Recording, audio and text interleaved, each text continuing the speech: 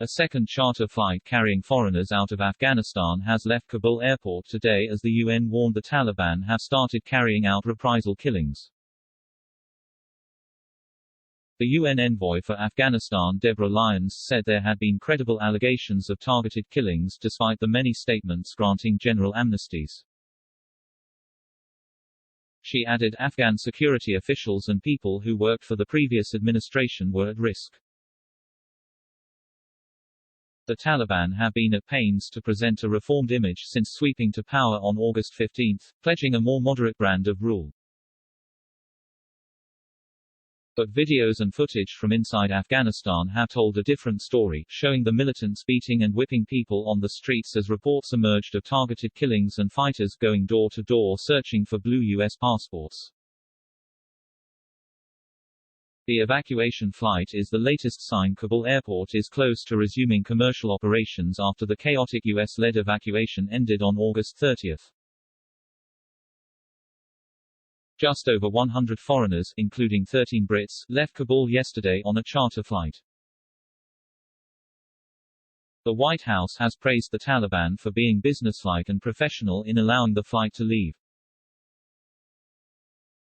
It comes as unconfirmed reports in the capital suggested the Taliban may hold a ceremony to swear in the new government on Saturday, the 20th anniversary of the September 11 attacks that triggered the end of their first stint in power.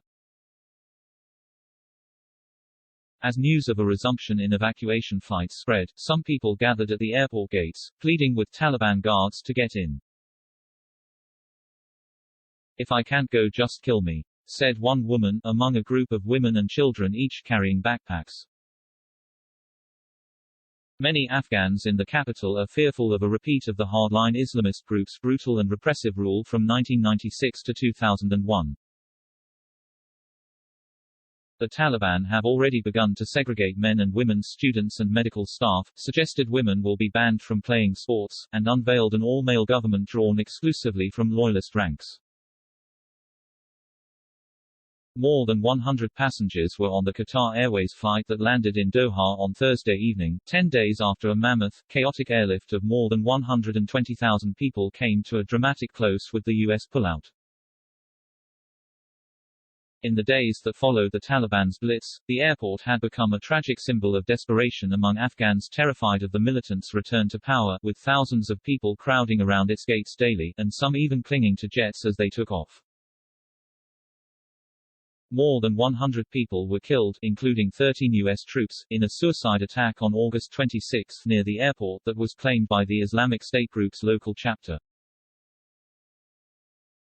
Qatar has said it worked with Turkey to swiftly resume operations at Kabul's airport to allow the flow of people and aid. The Taliban have repeatedly claimed they would not seek revenge against those who worked with the previous regime, and all Afghans would be granted free passage out of the country when commercial flights resume. However, they have shown clear signs that they will not tolerate opposition. Earlier this week, armed Taliban militants dispersed hundreds of protesters, sometimes by firing shots into the air, in cities across Afghanistan, including Kabul, Faizabad in the northeast and Herat in the west, where 2 people were shot dead. They also moved to snuff out any further civil unrest, saying protests would need prior authorization from the Justice Ministry and no demonstrations were allowed for the time being.